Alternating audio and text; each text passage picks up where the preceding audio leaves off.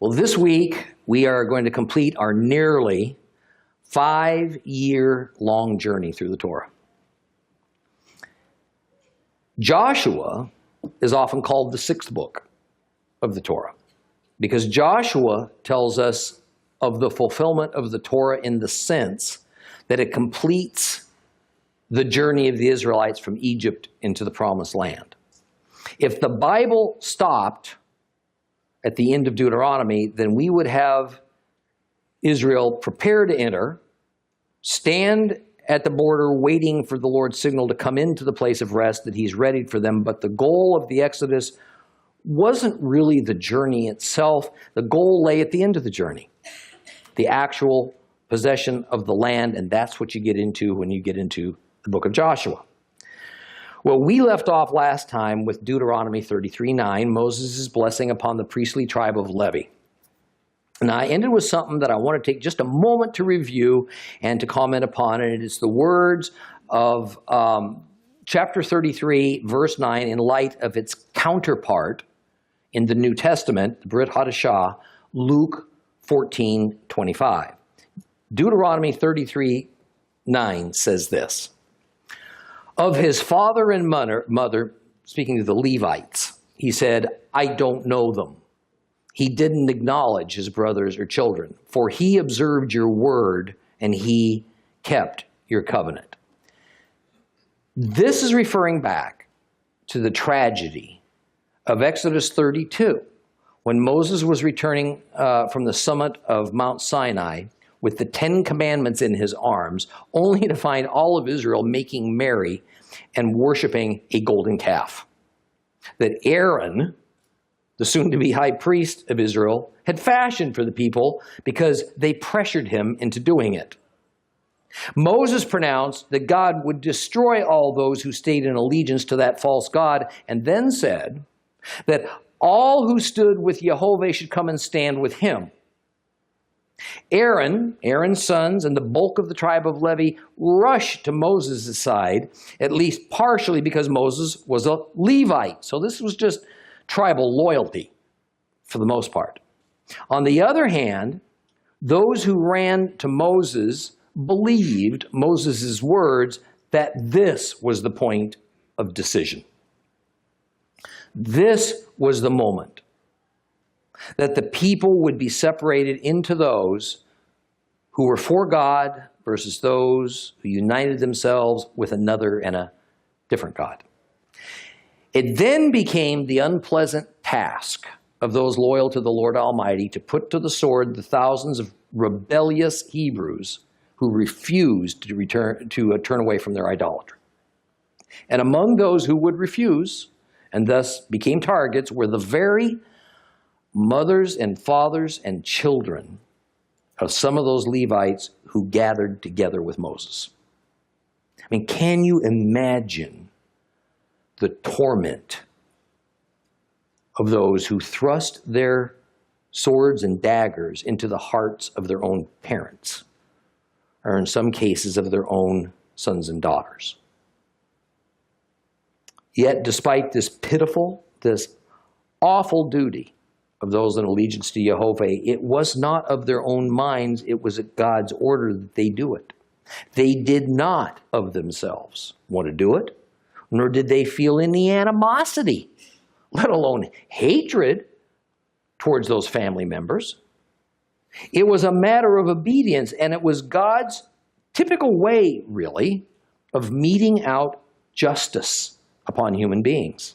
He regularly uses human beings to bring his justice to fruition.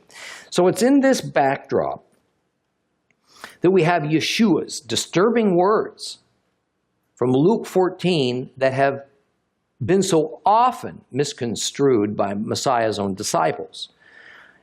There in Luke 14, verse 25, Yeshua says this to some Jews who were considering following him. Large crowds were traveling along with Yeshua, and turning, he said to them, if anyone comes to me and does not hate his mother, father, wife, children, brothers, and sisters, yes, his own life besides, he can't be my disciple. Although Yeshua was not suggesting that new disciples kill their relatives, nor to hate them in the common sense of the word hate today, it does mean that these potential disciples should disregard those relatives if they stand in the way of turning their lives over to Messiah. The message is that if your family makes you choose between a relationship with Christ and one with them, you must accept Him and reject them. What an awful choice.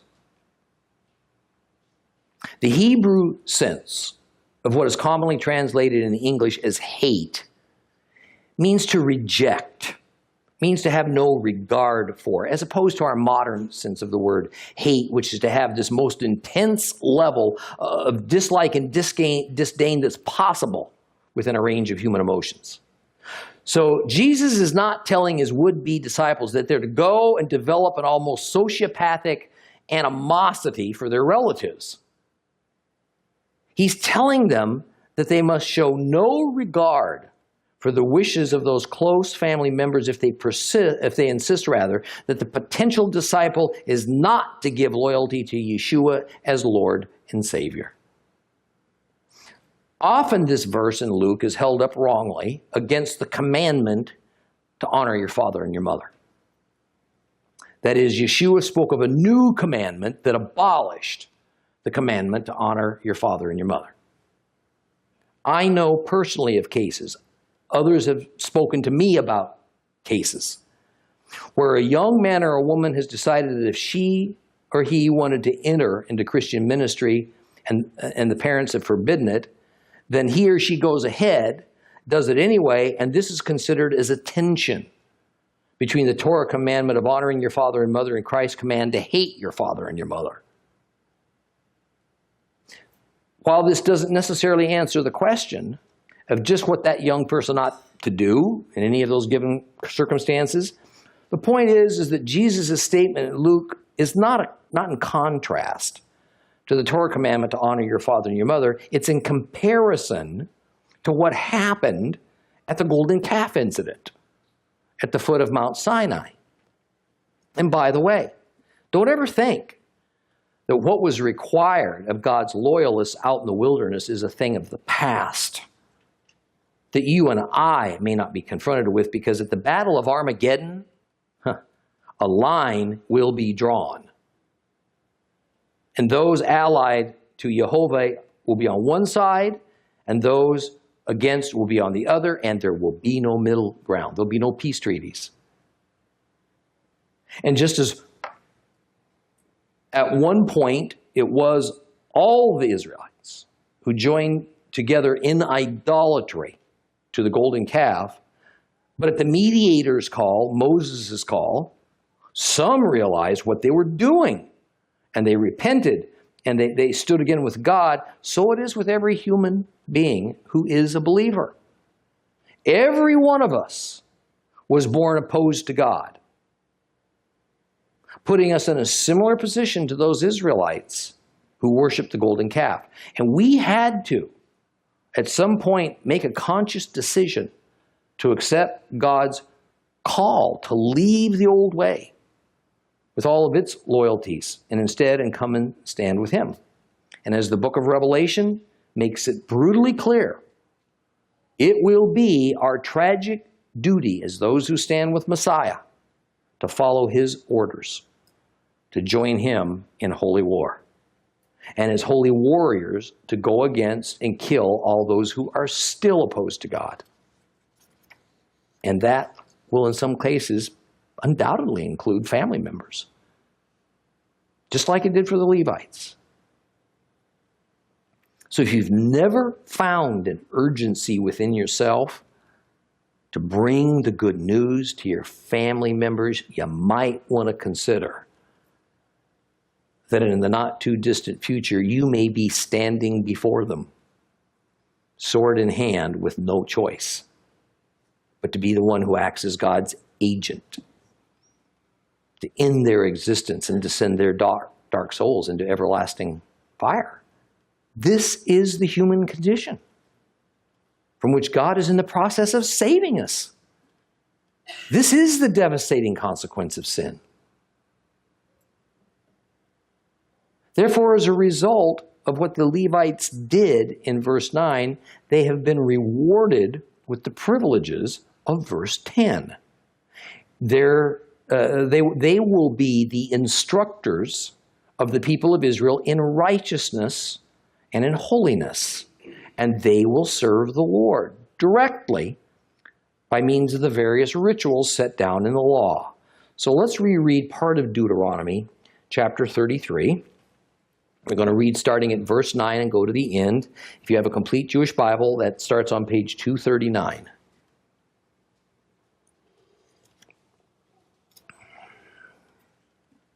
Of his father and mother, he said, I don't know them. He didn't acknowledge his brothers or children, for he observed your word and he kept your covenant. They will teach Jacob your rulings, Israel your Torah.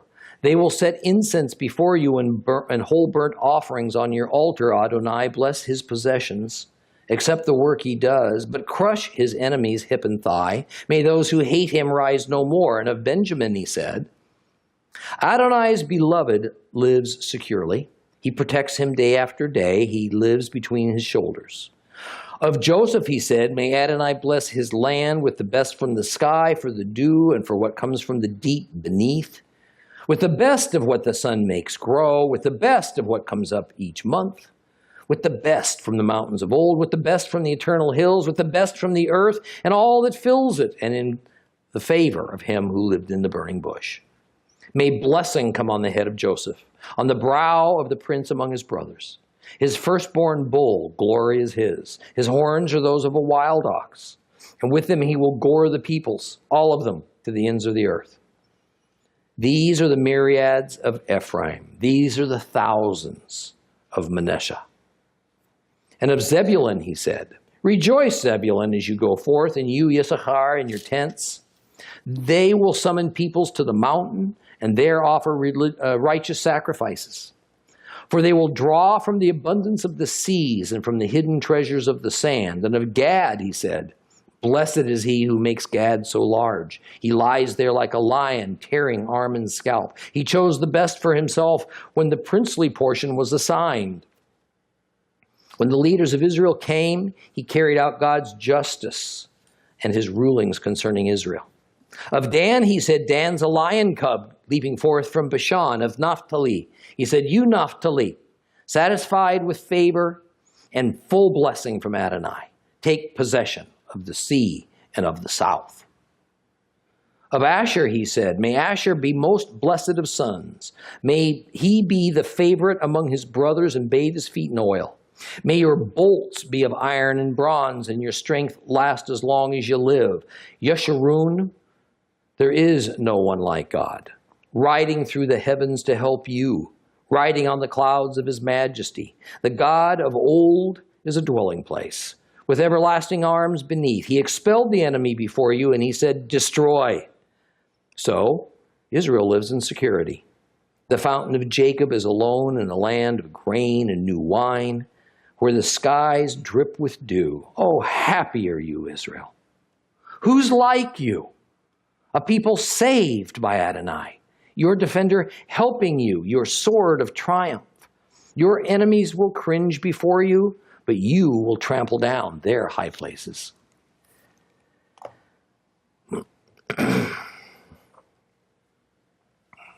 The next tribe to receive Moses' blessing was Benjamin.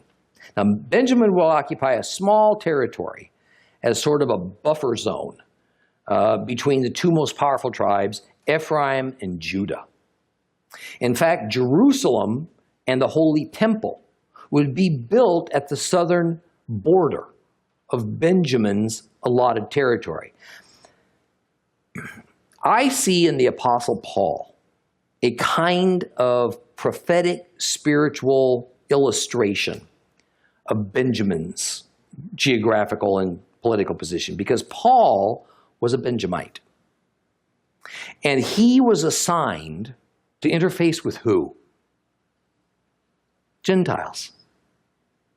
He was to be a buffer between the Jews of Judah and Gentiles. Verse 12 says, Benjamin is Adonai's beloved. In other words, Benjamin was looked upon with special favor and that the Lord would rest beside Benjamin.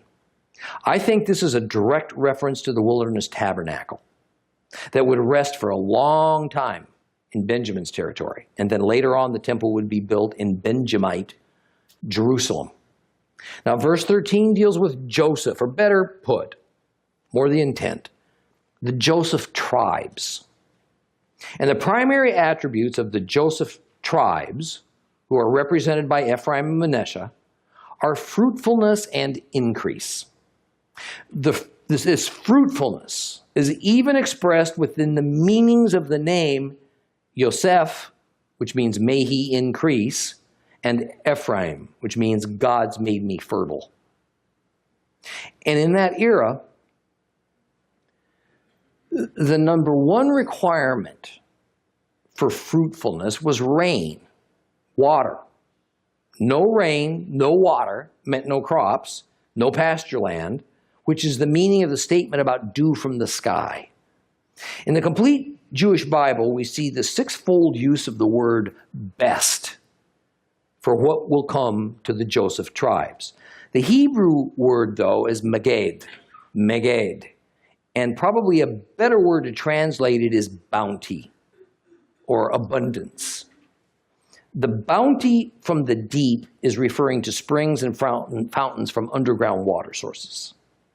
The abundance of sun is needed for crops. And in Israel, there's so much sun that they can generally produce 4 crops a year. Since months and seasons were measured by the moons and their phases, this mention of the bounty of the moon is, as in all previous references to that, it's got to do with agriculture. The bounty of the mountains and hills were trees, wood, limestone, precious metals, various kinds of food. And then it is said that all this fruitfulness is to be on the head of Joseph, who is the prince among his brothers. Now, I want to remind you, because unless and until we understand the position of Joseph and his representative tribes of Ephraim and Manasseh, and the position of Judah, then we can misunderstand much prophecy and many New Testament passages. Joseph received only half of the firstborn blessing from his father Jacob. The other half of that firstborn blessing went to Judah. The traditional Hebrew firstborn blessing always consisted of 2 parts. One part was the transference of power and authority over to the tribe or nation, to that firstborn son. The other part was the giving of more material wealth to the firstborn than to the rest of the inheritors. This latter part was called the double portion blessing, because in general, the firstborn received twice as much, or just more, than any of his other siblings. And in a very unusual act that violated Middle Eastern custom, Jacob divided that firstborn blessing, and he gave authority, the power of authority, over to the nation of Judah, and the double portion blessing of wealth and abundance he gave to Joseph. Or better yet, the double portion blessing was assigned to Joseph's 2 sons, Ephraim and Manasseh, who had been elevated into a status on par with Jacob's sons instead of their natural position as Jacob's grandchildren. But then we get this strange epithet about the Joseph tribes in verse 17 that says that he is like a firstling bull in his majesty, and that he has horns like a wild ox. See, a firstling bull is one of the highest sacrifices that can be offered at the tabernacle, second only to a mature 3-year-old or older bull. And bulls always denote great strength. A wild ox goring its enemies is symbolic of a strong warrior that's mighty in battle. So we go from the Joseph tribes being fruitful to their also being very great in numbers, possessing a great powerful army and being good warriors. Then the relative proportions of the Joseph tribes, Ephraim and Manasseh, are spoken of in prophetic terms. Ephraim will consist of myriads, tens of thousands. Manasseh will consist of thousands. This is proven to be accurate.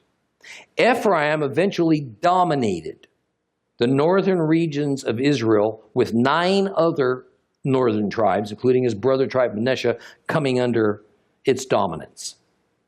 They also eventually extended their reach to the ends of the earth, but in a very ironic way.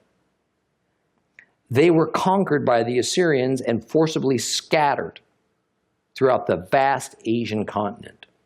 The bulk of the people of the 10 tribes that were scattered quickly became Gentiles, as they mixed so thoroughly with the many Gentile races of Asia that they lost their Hebrew identity. This was prophesied, by the way, in Hosea and Isaiah, and in the book of Hosea, God said that those 10 tribes would become what?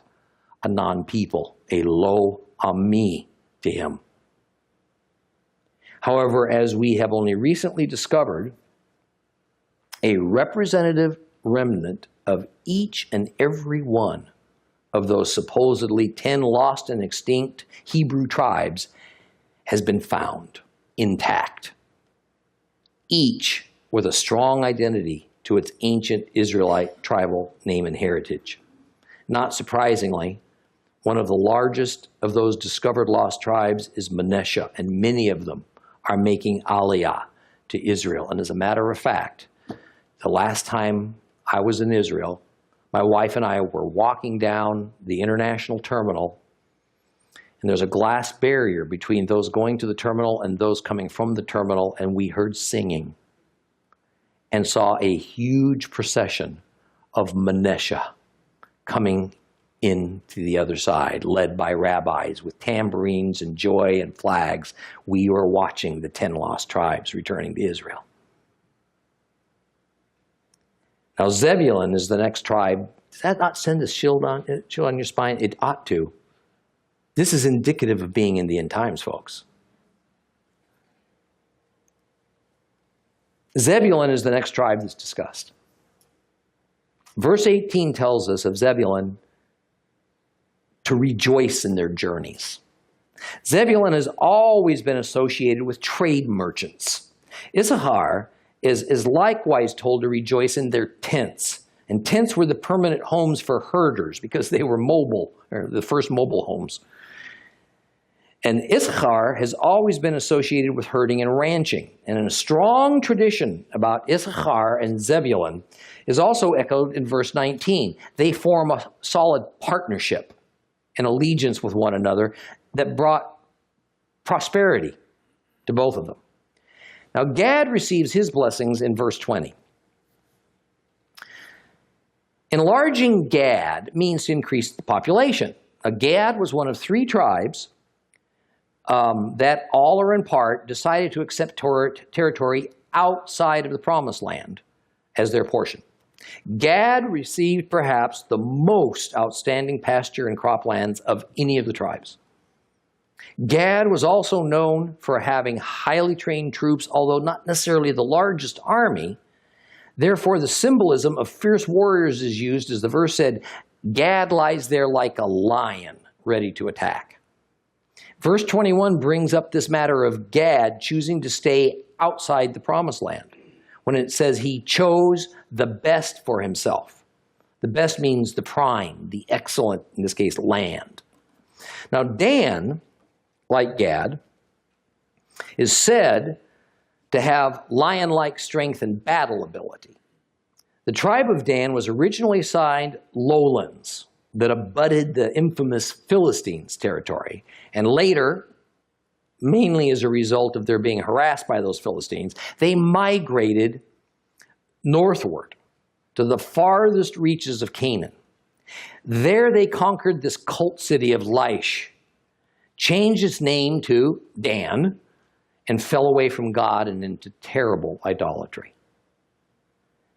Naphtali was blessed with very fertile territory that was located on the west shore of the Sea of Galilee. It was beautifully watered. The land was rich, the climate temperate, having the advantage of the bounty of the sea. Plus, the fertile land gave Naphtali a almost idyllic location, as anyone who's traveled in that area of Israel knows. It's just gorgeous up there. It's my favorite spot, as a matter of fact, in all of Israel. I love the Galilee region. They were also given the privilege of being the territory where Messiah would be raised in the town of Nazareth. Now, Asher is also blessed with fertility because he settled in the upper Galilee region between Naphtali and the Mediterranean Sea. And the phrase says that Asher was the favorite of the brothers. Now, this is poorly translated. Okay. It means the most favored among the brothers in the sense that Asher was greatly blessed. Saying that Asher would dip his foot in oil, listen, is not referring to petroleum. They're not going to discover oil there. Okay. It means olive oil. That's all. Whenever you read that term in the Bible, some people have used it to say, oh, they're going to discover vast quantities of oil. No, it's always referring to olive oil, not petroleum. Dipping his foot in oil is thought to mean that there was a great abundance of olive oil in his territory. Now, since Asher occupied the area that a major trade route and military highway crossed, they had the benefit and the danger that came because of it. Therefore, Moses blesses Asher with the wisdom and the strength to take advantage of the economic situation and to guard against foreign armies by building stout defenses. Now, beginning in verse 26, having blessed each tribe individually, Moses concludes by celebrating the good fortune of Israel as a whole congregation to be under the watchful eye of their God, Jehovah. But before we go there, I wonder if anybody's noticed that not every tribe has been mentioned in this blessing. One has been skipped. Simeon.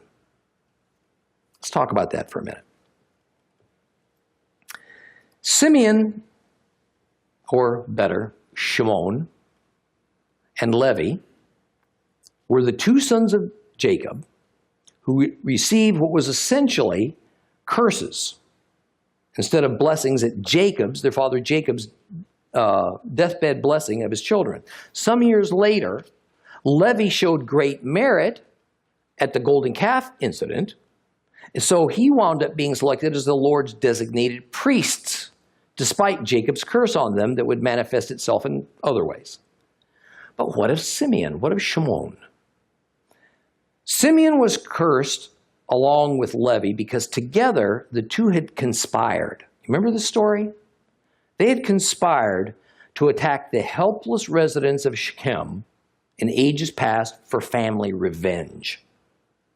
History proves that Simeon wound up as a very small, non-influential tribe and found itself completely surrounded by Judah's territory, so it was pretty well doomed from the get-go. Not terribly long after the tribes of Israel settled in Canaan, the tribe of Simeon was absorbed, for the most part, by Judah. And they vanished as a separate territory, and generally speaking, as a separate self-governing tribe. However, as was usual for tribal societies, the memory of the family, the bloodline of Simeon continued on, and so many Hebrews identified themselves as having that particular tribal heritage, even though it no longer functioned as a tribal unit. Now, here's what I find interesting. We have Moses' last words in Deuteronomy 33 as spoken to the 12 tribes, but one of the tribes, Simeon, has been cursed, so it's left out, leaving just 11. It has always been noticed that just as there were 12 original tribes of Israel, so there were 12 original disciples of Jesus. One of these disciples was a pretty infamous guy named Judas Iscariot. There's some argument over what Iscariot means. Some say it's referring to a geographical region called Creote. Others say it's a play on the word Sicarii. Now recall who Judas was. He was a fundamentalist militant who was trying to foment another Jewish rebellion against the Jews' oppressor, Rome. Judas' actions showed just how radical he was when he turned over his master Yeshua to the authorities. When he figured out this man is not going to be the deliverer of Israel that Judas had hoped for, because Jesus was simply not a military leader with insurrection on his mind. Judas was a zealot. Zealot was the name of a Jewish political party.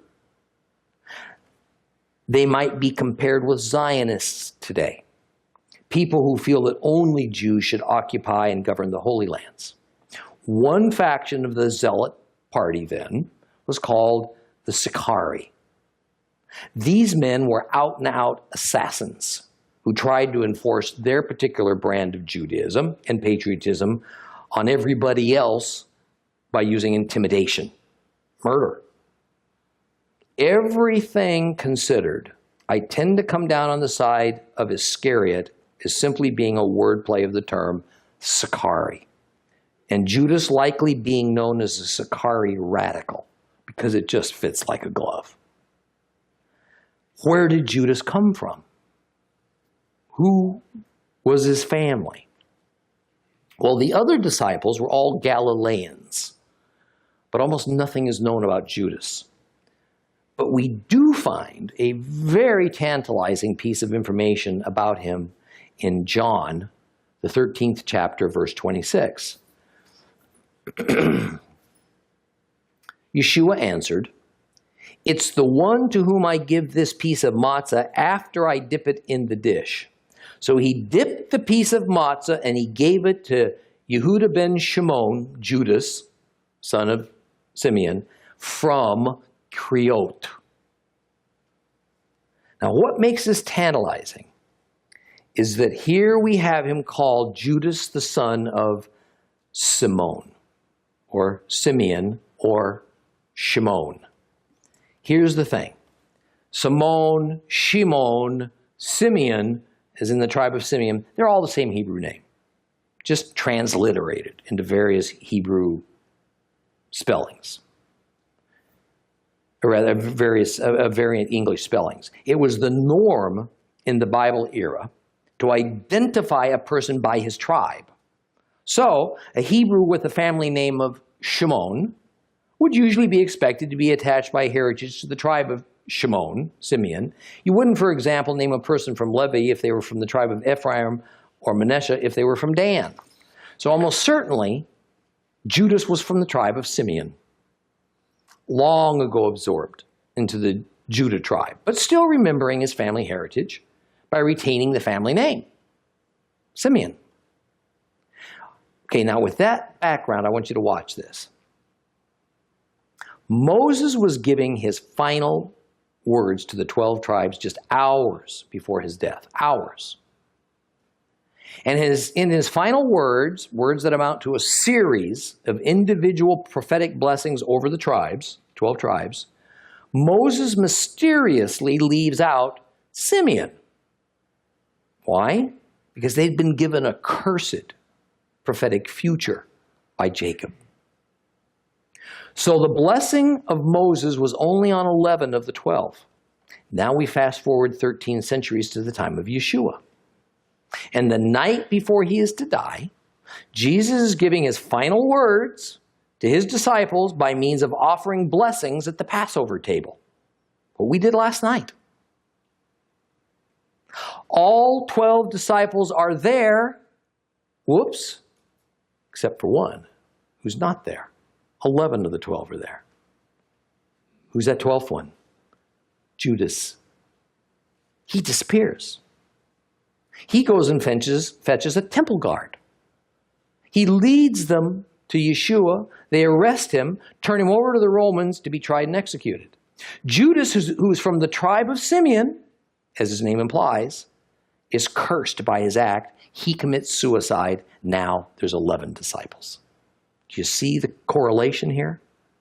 It's amazing. Knowing the power of God patterns, it's difficult for me not to see the prophetic pattern established in the blessing of Moses over the 12 tribes, which turned out to be blessing for 11, curse for 1, into the blessings of Messiah Yeshua over the 11 disciples. The circumstances are eerily familiar. The fact that Moses and Jesus were blessing 12, essentially, is the same. That it was immediately before their death is the same. That one of the 12 was removed is the same. And the one who was removed is associated with the Simeon tribe, the cursed tribe. That's the same. Back to the blessings of Moses in Deuteronomy 33. Moses is now addressing all the tribes as a group, and he began his final words by acknowledging the greatness of the God of Israel, and he ends those words with the same message as at the beginning. He pleads with Israel, once again referred to as Yeshurun, meaning the upright one, to understand that it's pointless to ever fall into worshiping other gods because none of them measures up to Jehovah. And among the things that Jehovah does for Israel from his heavenly throne is to help them in time of need, to be a refuge for them, and to support Israel, to be a foundation and underpinning for Israel. And since God is from everlasting to everlasting, he'll always be there for them. Now Moses reminds Israel, it was the Lord who drives out the enemy before them. It's the Lord who causes Israel to dwell in safety and security. It's the Lord who gives Israel abundant rain that brings about plentiful grain and wine. It's the Lord who delivered Israel from Egypt. It's the Lord who constantly watches over Israel, protects them against the known and the unknown dangers. And if they will be faithful to the Lord will make Israel's enemies cringe and fall on their faces before Israel. And Israel will put their foot on their enemy's back. This is a pretty standard image for that time. A victor pushes the vanquished to the ground. He places his foot on the upper back by the neck as an indication that the former enemy is now fully under the victor's control. Let's move on to the short chapter 34 of Deuteronomy to finish out our study. Page 241 if you have a complete Jewish Bible. Chapter 34. Moshe ascended from the plains of Moab to Mount Nebo to the summit of Pisgah across from Jericho. There Adonai showed him all the land, Gilead as far as Dan, all Naphtali, the land of Ephraim and Manasseh, the land of Judah all the way to the sea beyond, the Negev and the plain, including the valley where Jericho, the city of date palms, is as far away as Zoar. And Adonai said to him, this is the land concerning which I swore to Abraham, Isaac, and Jacob. I will give it to your descendants. I have let you see it with your eyes, but you will not cross over there. So Moses, the servant of Adonai, died there in the land of Moab, as Adonai said he would. He was buried in the valley across from Beit Peor in the land of Moab, but to this day no one knows where his grave is. Moses was 120 years old when he died, with eyes undimmed, vigor undiminished. The people of Israel mourned Moses on the plains of Moab for 30 days. After this, the days of crying and mourning for Moses ended. Joshua, the son of Nun, was full of the spirit of wisdom. For Moses had laid his hands on him, and the people of Israel heeded him. They did what Adonai had ordered Moses. And since that time, there has not arisen in Israel a prophet like Moses, whom Adonai knew face to face. What signs and wonders Adonai sent him to perform in the land of Egypt upon Pharaoh, all his servants, and all his land, what might was in his hand. What great terror he evoked.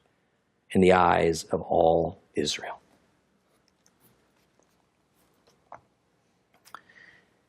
Grandfather Moses, after blessing those he's cared for day and night for the past 40 years as God's right-hand man, after having a few hours, maybe a day or two, to bask in the glow of how far Israel has come and the tremendous opportunity that lay ahead of them, he now ascends Mount Nebo to die. Verse 1 says that Nebo is in the Pisgah mountain range, opposite Jericho. Nebo's on the east bank. Jericho's on the west bank of the Jordan River. And Jericho, by the way, is widely acknowledged, even by secular archaeologists, as the world's oldest discovered city.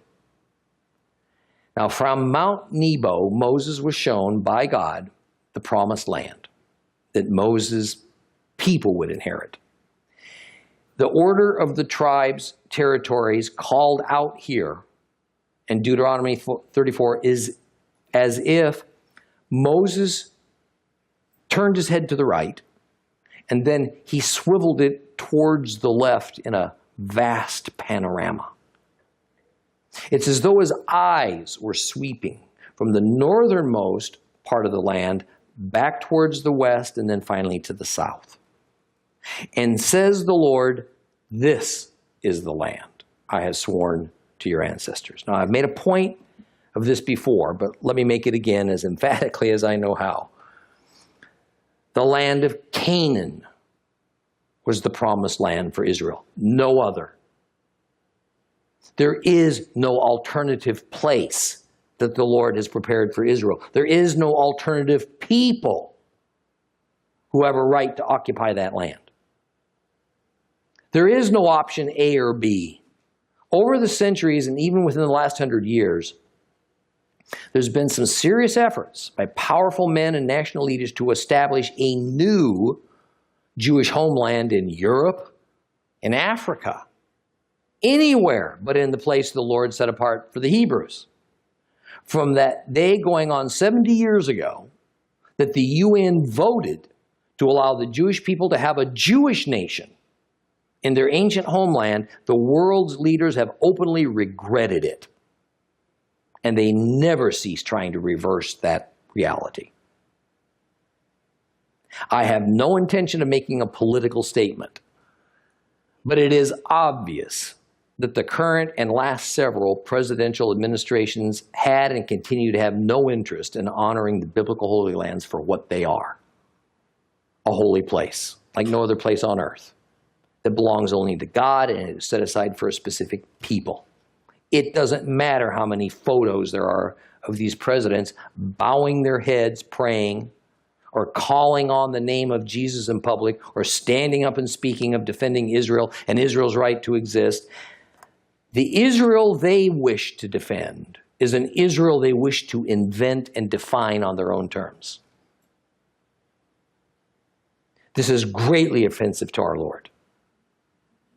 And we will all pay an enormous price sooner or later for this arrogance by our elected leaders as to push for a Palestinian state in the promised land, or to declare Islam should have the legitimate right to maintain a pagan shrine to a false god on the Temple Mount, and for our indifference to their decisions. Nations and empires have risen and fallen for underestimating or ignoring the Lord and trying to take from his hand what belongs to him alone, and he's jealous of it. Could Moses have seen with human eyes all the way from Dan in the north to Zebulun in the west to Judah in the south? Of course not. No mountain peak was sufficient height to allow that. But since the scriptures say that the Lord showed him the whole land, I suspect that God enabled Moses to see in a supernatural way, a land that could not otherwise be viewed except from maybe outer space or a satellite. Now, tradition is that Moses died 6 months to the day after his brother Aaron, the high priest, died. It was in the month that would later be called Adar, which corresponds to late February, early March. The Lord himself buried Moses, and his actual burial place was therefore kept secret. Why would God do this? Undoubtedly so that a shrine would not be built, aggrandizing Moses, and so that the place would not become one where armies fought in the name of one religion or another, as men have been wont to do ever since there were armies. I think it's significant that despite the amazing record of Yeshua's ministry and passion on the cross, there is no definitive map of where his body was buried or entombed, actually, even for that short 3-day stay. The garden tomb that one visits in Jerusalem today is just a guess.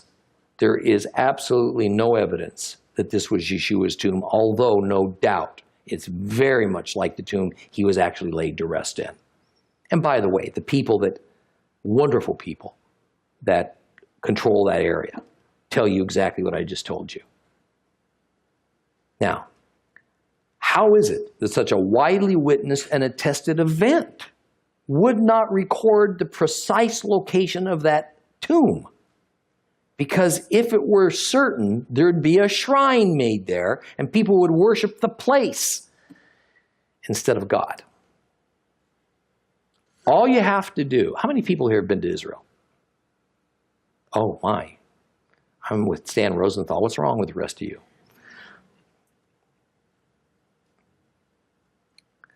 All you have to do is walk down a place called the Via Dolorosa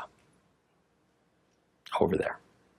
It's the traditional path that Jesus walked as he headed towards Calvary. You know what you see?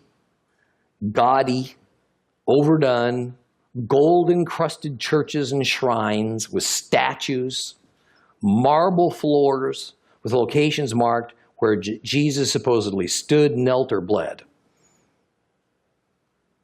That's all you see. Verse 7 tells us that Moses was 120 years old when he died. He was in good health and his eyesight intact. When we get back to Genesis, we're going to find that the Lord pronounced that 120 years was given as a lifespan for men. But we also find that many lived lives well beyond that age. And of course, many more, much shorter. 120 years is some type of idealized human lifespan in the Lord's eyes. So it's no coincidence that Moses lived precisely that long. Now, Moses would be mourned for the standard mourning period, which is 30 days. For that 30 days, Israel stayed at their camp in Moab, preparing to enter the promised land to be led by their new military and civil leader, Joshua.